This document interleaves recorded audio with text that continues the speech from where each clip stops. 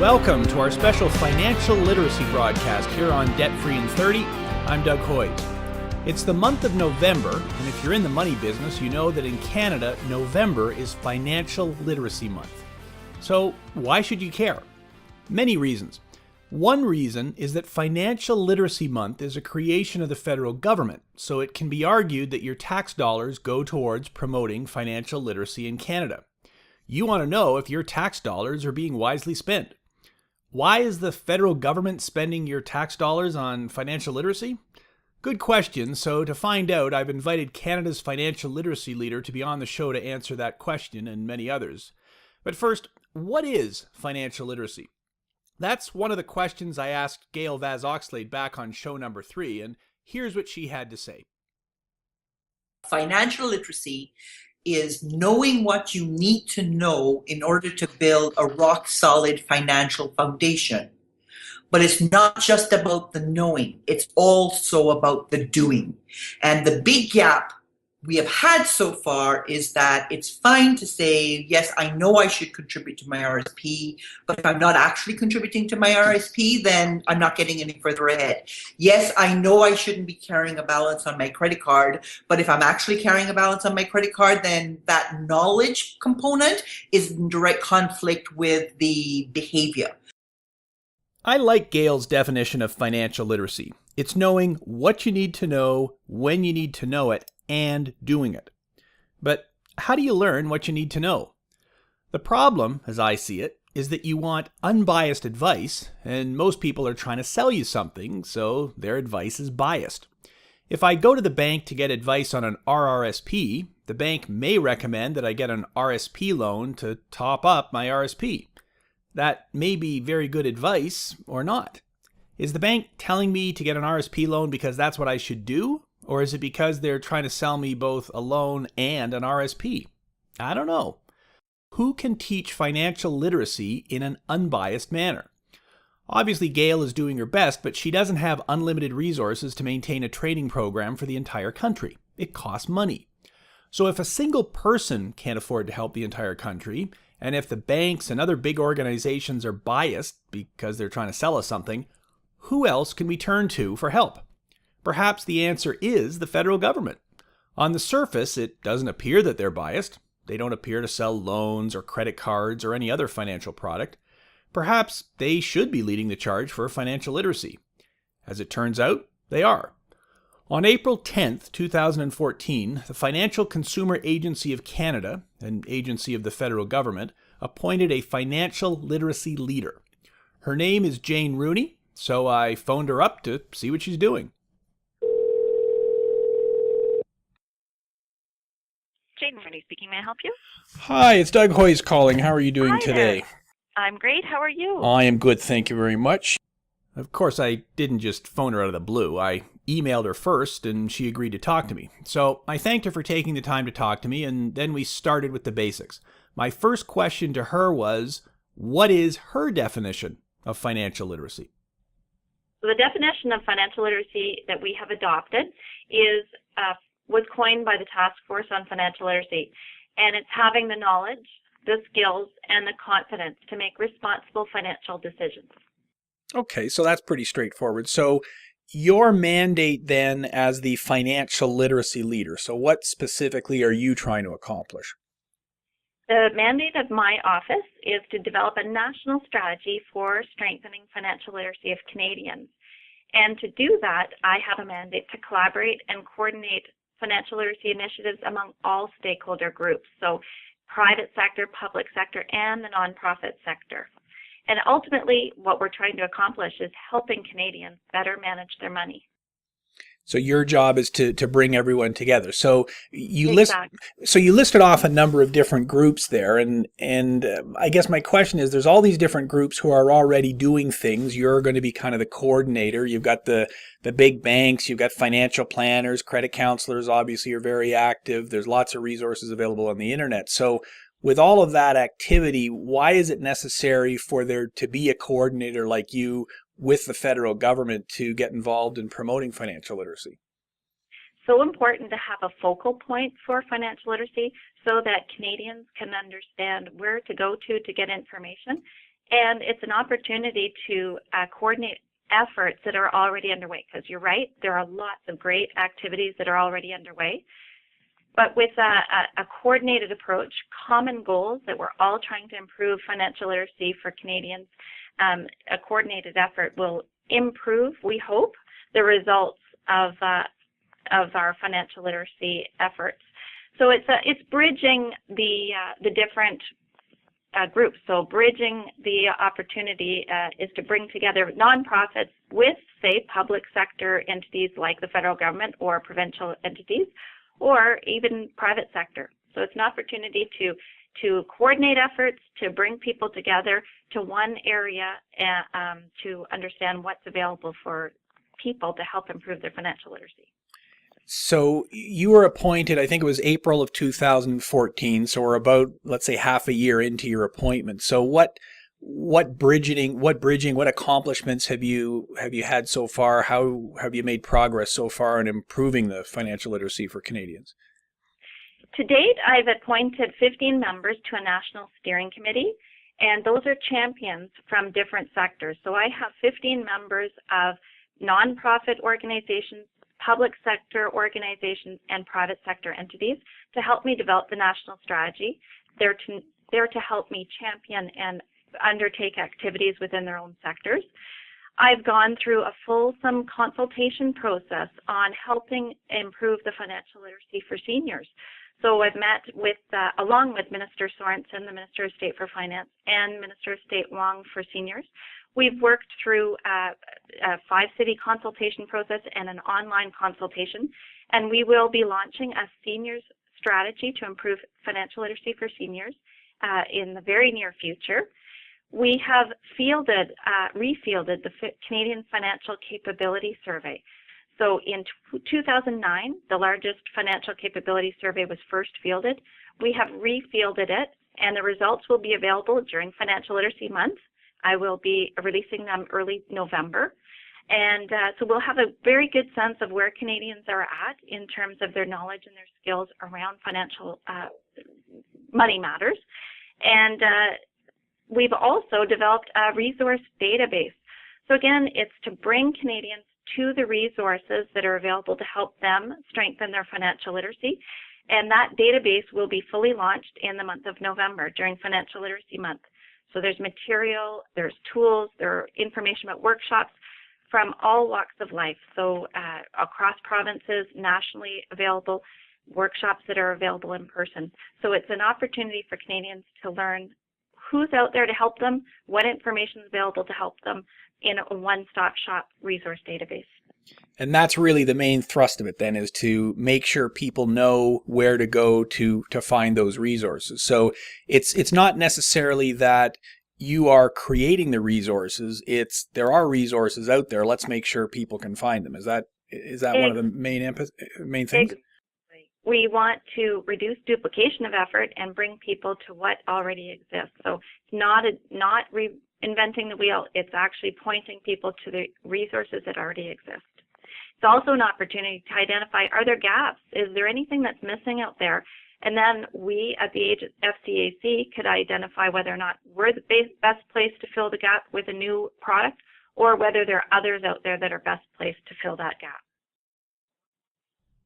That's the first part of my conversation with Jane Rooney, Canada's financial literacy leader. After the break, you'll hear her answers to more questions, including her view on the main financial literacy issues we face, and I also ask her to summarize her accomplishments since being appointed financial literacy leader about 6 months ago. Those questions and more after the break. You're listening to Debt Free in 30. You're listening to Debt Free in 30. Here's your host, Doug Hoyes.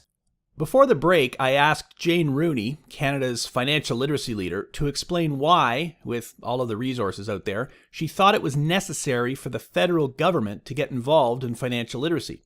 She explained that there are lots of resources, but there is no focal point to bring all of those resources together, and one of her jobs is to determine if there are any gaps in the financial literacy resources available to Canadians. So I asked her to tell me what gaps she sees and to give her view on what she sees as the main financial literacy issues in Canada. Here's her answer. So I mentioned a survey that was conducted, and the results were described in 5 different areas. So people are having trouble planning ahead. That means planning ahead for short-term goals, savings goals, and long-term goals like planning for retirement. People are having trouble keeping track of their money. So that means basic budgeting skills, knowing what their income is, knowing what their expenses is, and how much is left over. We know that people are having trouble staying informed about financial products and services. As you know, it's a very complex financial marketplace, and more new products and new ways of accessing products is coming out, like mobile. So it's important for us to know, and that things are being done to help improve people staying informed. The other 2 areas that were evaluated were choosing products, and the choosing products, people, once they know what's available, are finding products that suit their needs. But again, the definition of financial literacy, it's so important for people to know what are the products and services, what are their rights and responsibilities, what questions should they ask so that they are choosing a product that best suits their needs. And then the final area that they're looking at in terms of improvements is around, sorry, I'm forgetting the last one. But all that to say is this first 3, planning ahead, staying informed, and keeping track of money, are the key areas that we know people need help with. And so my focus is what products are already out there, and connecting Canadians with those products so that they can improve those skills. Gotcha. And I think getting people to ask questions is probably the most important of all those things you listed off. If we would all take a step back and ask questions before we sign on the dotted line, we'd probably be in a lot better shape. So your group's in the process, you said, of drafting a national strategy for financial literacy, and I'll put a link in the show notes to the material on your website that talks about what you've addressed. So the first phase you mentioned is with respect to seniors, strengthening financial literacy for seniors. And I'm curious, so why did you start with seniors? I'm sitting here thinking, well, I guess the people we need to talk to are the young people because they've got their whole lives ahead of them. Why did you start with the focus on seniors? Are there some issues that are unique to them? Why seniors? Yeah, so the first phase of the consultation was around seniors, and there are 2 other phases. One is around priority groups, so helping low-income, Aboriginal, newcomers to Canada, people with disabilities better help strengthen their financial literacy. Phase 3 is about youth and adults, and all those phases of consultations will be done this year, and all of that information will be fed into a national strategy on financial literacy. So it'll be a national strategy for all Canadians that's inclusive, it's relevant, and it's accessible to Canadians. So it'll be across the lifespan, how can we help people? Now, why did we start with seniors? Key information, seniors were found in the Financial Capability Survey as having a higher need. They answered the questions with less confidence than other segments of the population. There's also recent statistics that show seniors and near seniors are higher levels of debt as they enter their senior years, but also higher levels of bankruptcy rates. So there's a key concern there, and with a growing population in near seniors and current seniors, really important to tackle that audience. It's also important to note that the Financial Consumer Agency of Canada was actually given funding for youth, developed a financial literacy program for youth back in 2007. So we actually tackled at the agency information for youth and developed a program called The City, a financial life skills resource. And we worked very closely with provinces and territories across Canada to integrate financial education into the school curriculum. So youth continues to be a key focus, and you will see youth reflected in the national strategy. It's important to start young, and it's important to go repeat that information all throughout one's life course. Yeah, and you're absolutely right with the seniors. They do have the highest level of debt because they've been around long enough to accumulate it. It's kind of hard for an 18-year-old to have mortgages and car loans and lots of credit cards and everything. And I think you're right. They, as a result, become more susceptible to bankruptcy and other factors when they when they get downsized or have other issues. So what's next then? You talked about the drafting the national strategy. So what's the timeline on having that completed, and what do you see as the next steps? Well, very exciting times. We're actually going to be launching our Phase 2 consultations. So that's consultations around the priority groups: low-income Canadians, Aboriginal Canadians, newcomers to Canada, people with disabilities. So what are the unique challenges that those people face that we can address in the national strategy? Those consultations will be launched shortly, and the online consultation paper is open until December 10th for comment. We're also going to be launching consultations during the month of November, Financial Literacy Month, around children, youth, and adults. So again, it's an opportunity for all Canadians and stakeholder groups, people who work with Canadians, to have their say about what are the unique challenges that these groups face and how best can we reach those groups with key information at teachable moments through what types of activities. The Phase 3 consultation paper will be available until December 31st for comment.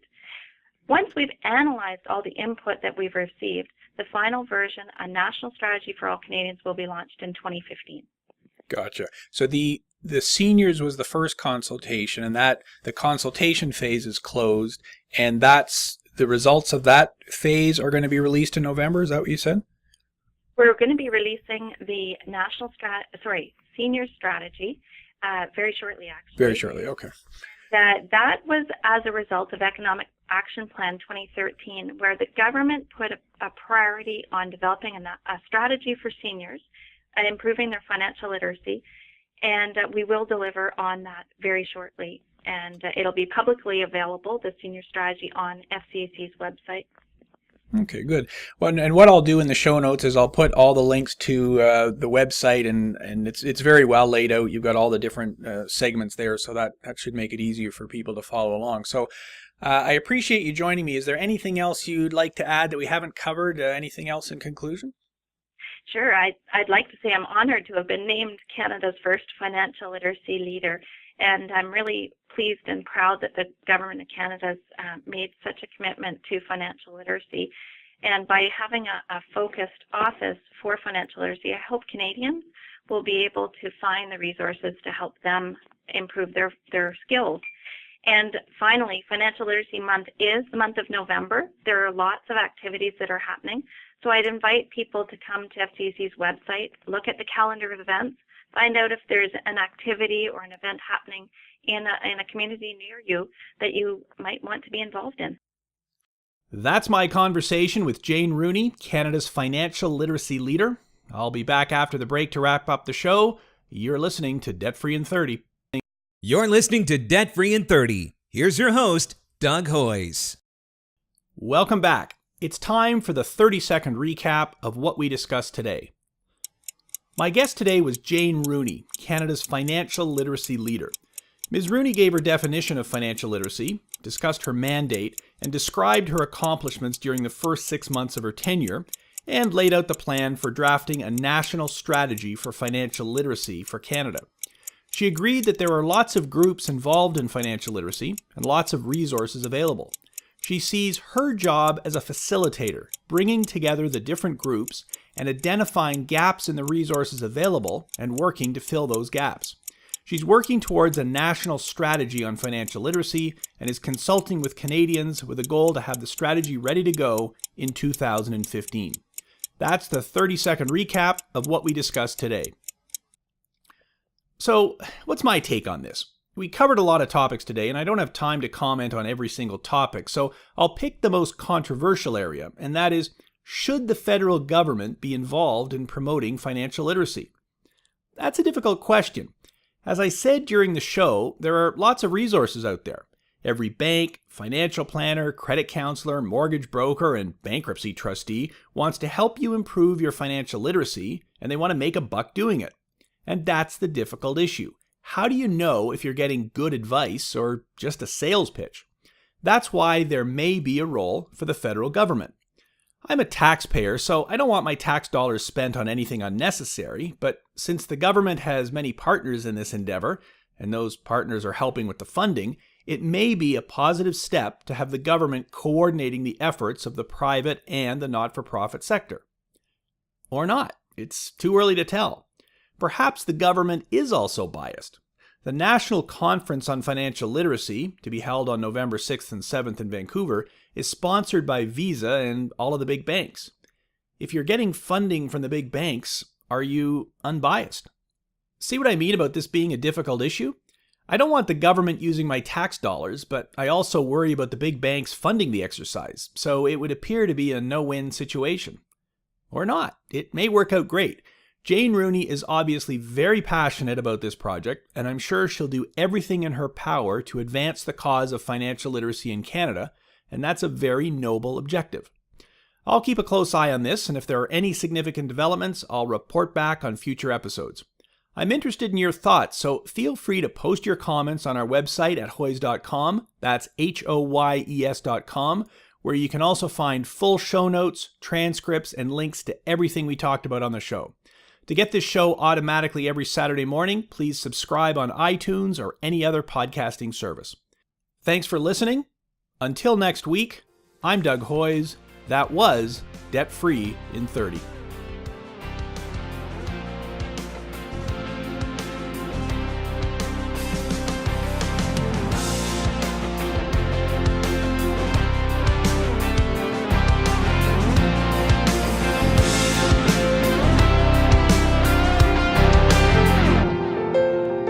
Thanks for listening. This was Debt Free in 30.